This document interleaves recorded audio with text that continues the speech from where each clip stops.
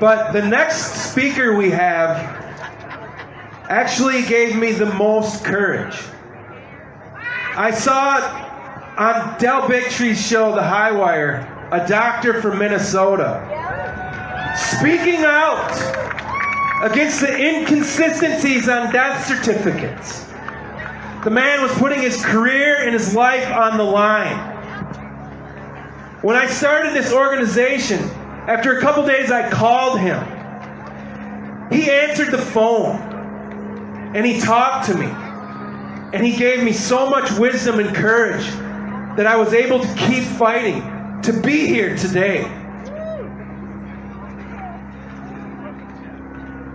I feel with my heart, my mind, and my soul that there is only one person who can beat Tim Walz.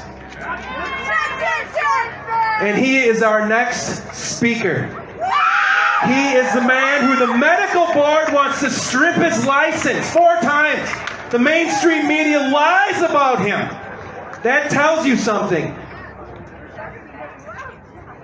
That tells you that he is the target. That he is the one they do not want to be nominated. Down with the communists! So I'm going to introduce right now the next governor of the state of Minnesota, Dr. Scott Jensen.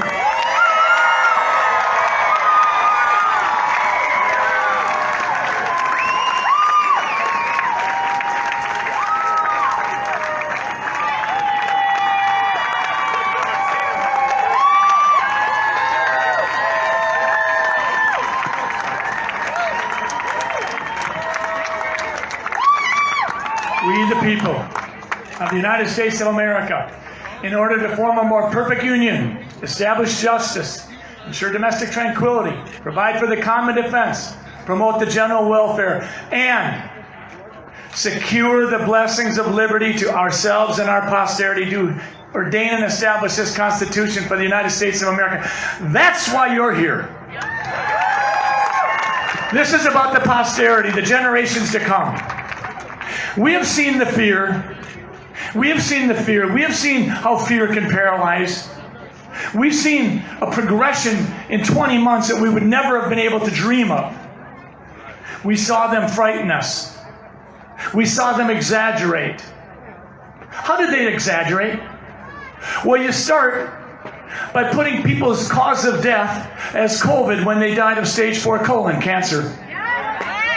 You also sweeten the pot so that if a COVID diagnosis is on a hospital discharge summary, it's very likely that in Medicare population, the hospital will get paid more. But we needed something more than just death certificates and hospital diagnoses. We needed cases.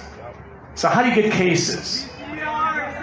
Yeah, you use a new technology that was never devised to diagnose viral disease, and you run it at 45 times so that you're in the trillions, and then you can pick up, as Dr. Fauci said, dead nucleotides and tell people you've got COVID. That's what happened. So, what happens next? What do you do next? Once you've got people frightened, once you exaggerate things, you have to accuse someone. So if you speak a contrarian narrative, if you're a skeptic, you will be accused. When I said to the Department of Health, I think you're making a mistake by asking us to do death certificates this way instead of the way we've been doing it for the last 20 years, I thought someone might call and say, hey, thanks for the heads up, Doc, we'll fix it. That's not what happened. They went after my license 4 times.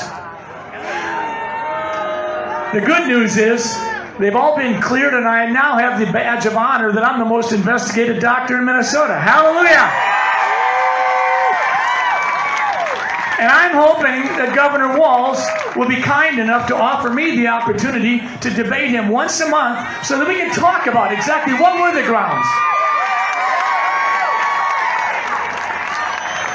And when it comes to fear, one of the last things you have to do is you always have to resist your opponents from speaking freely. So you go at the heart of freedom, you go at the First Amendment, and you say, we won't let you be free. And that's why we're here today. Why are we here today? Because we have to be free, and we're going to talk about what's wrong with our country right now. It starts with the question, who are we? Who are we, America? Are we the nation that says it's okay for Hillary Clinton to say that late third trimester abortions are just fine, even if you've got a baby that's ready to pass a few inches and go buy a flap of tissue and will be the most loved object for the next years and years and years in that family? It's okay just to say, enough? We snuff that life out? No, that's wrong. That's not who we are. And what else? Murderers! Silicon Valley! What else? What else are we? Have we not been wronged when they took our rights away? When they told pilots that you can't fly? When they took nurses and said, if you're not willing to violate your core convictions, that we're going to fire you? When we take the people that were the heroes 15 and 18 months ago and we say, you might have been the hero then, but you're a zero now. Either do what we say or you lose your job. Your rights have been violated. Teachers, nurses, pilots. But have you noticed something? The tectonic plates are shifting. In the last 24 hours, the European Union came out and said, we oppose vaccine mandates.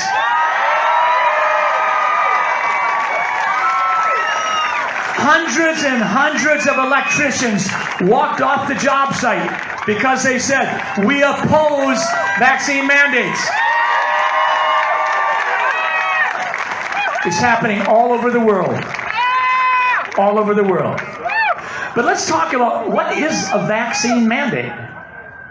Well, what's a vaccine? A vaccine is not like a shot of penicillin in your butt because you got strep throat. A vaccine is a complex interaction between what is being taken in, whether it's oral or injected or by skin, but what's taken in and how is it going to intersect with your immune system. That's what a vaccine is. And that's what chemotherapy is when you have cancer. Now, can you for a moment think that the government is going to tell you how you are going to treat your breast cancer or colon cancer or prostate cancer or melanoma? That would be ludicrous. Well, in the same way, that's what makes vaccine mandates ludicrous. They are immoral and they can be nothing more than that.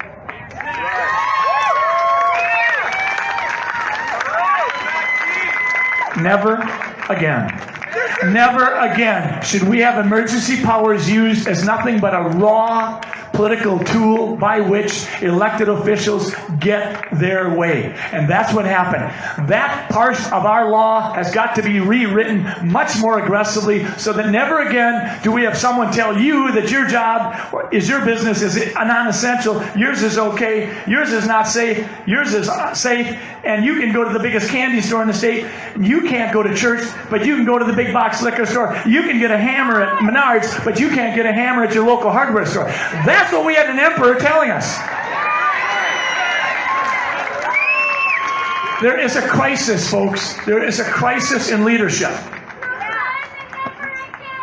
There's a crisis in leadership, folks. What does real leadership look like?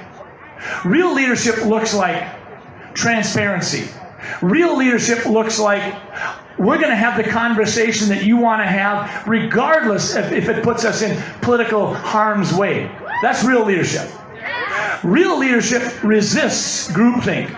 Real leadership says, I need to have people going against me as a leader, not just surround myself with yes sir people that go with me. You have to resist groupthink. And what else does real leadership do? Real leadership unifies. That's why you're here today, folks. You are not here to tell America or anyone else what you're against.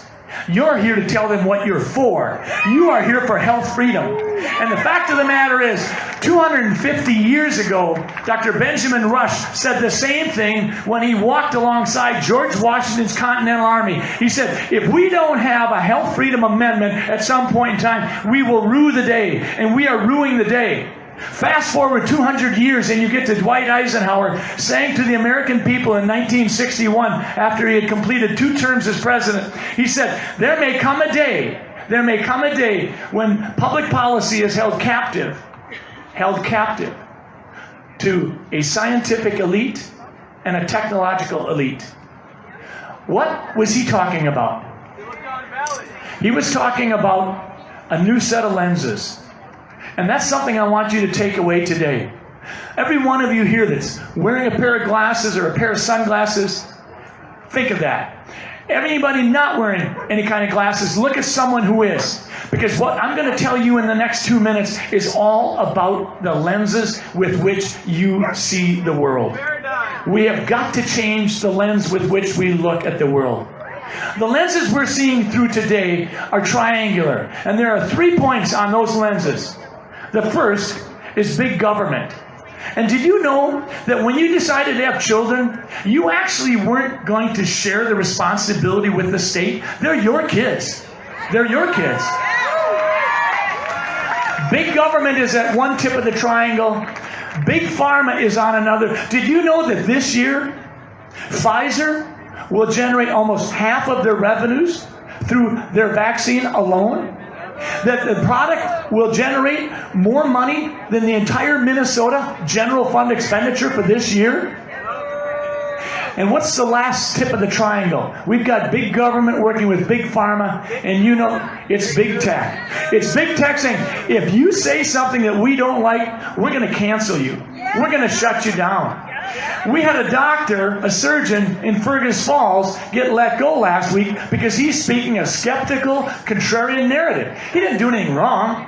He didn't leave a clamp inside a belly. He didn't have someone bleed to death. He just said the wrong narrative. Between the big pharma, big government, and big tech, we have got to start looking at the world differently than we might have 5 years ago. The world has changed drastically, and that's why you're here. Thank you.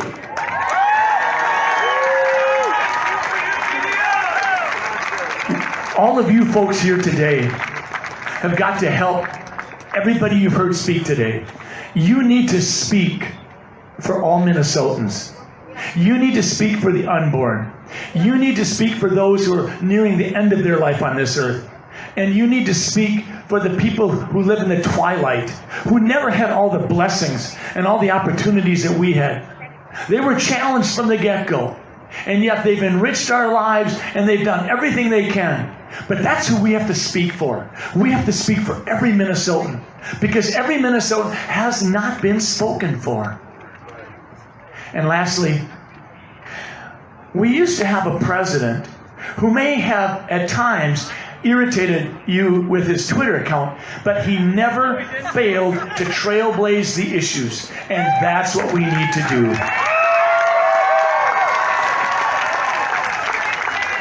The issues for us today may not be NATO or NAFTA. They may not be DACA or the wall, but they certainly are the southern border, the Mideast, China, and they certainly are what's happened to our freedom. Why has our governor been willing to see the data distorted? When will it end?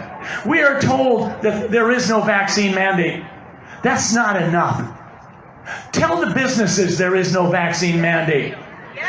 A vaccine mandate versus a de facto mandate are virtually equal. We are living under a vaccine mandate, and it shouldn't be so. We've got a governor who's competing with California Newsom and former Governor Cuomo from New York to see who can go the farthest. And you folks are saying, we've had enough. So here we are, folks.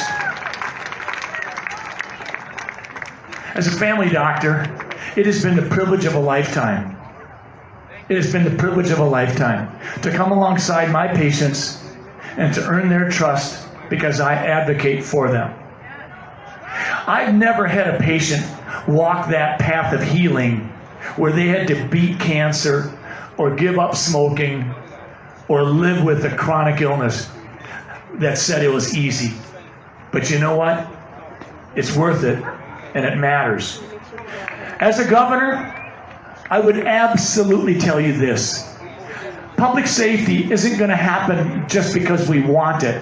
Public safety is going to happen because we're going to put cops back on the street and we're going to respect the work they do. Public safety is going to happen again because we are going to, and are right now, realize that it's on us. It is on us. And that's why we need to elevate and support and champion our Second Amendment rights like never before. Never before. We have to pass a stand your ground bill. We have to be able to constitutionally carry, because quite frankly, we are not going to get public safety back again easily. This is going to take years. When you let the genie out of the bottle, she's not going to go back in easily. So remember that. We are going to have in Minnesota again someday safe streets. Stray bullets are not going to threaten your children or grandchildren. And we are going to have school choice, because no parents or grandparents want their kids stuck in a dead-end place where they're not able to learn. And some way, somehow, we are going to get voter ID done, and we're going to have secure elections. But friends, at the end of the day, it all comes down to this. We, as fellow citizens, are going to have to make this happen. And I think every one of you here realizes that this isn't going to happen because you showed up on a Saturday afternoon. This is going to happen because you respect and realize that this has got to be a groundswell. This has got to be a movement. And you need to meet the moment every day for the next 13 months. And the question I would leave you with is, if we're going to get this done, if we're going to once again secure our liberty, once again secure the safety for our children, once again be able to make our own decisions regarding health freedom, I need you to answer yes to the question, will you join me? Thank you so much.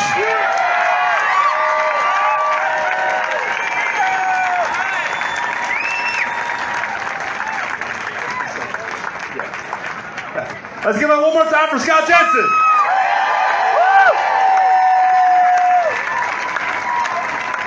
Who's ready to march?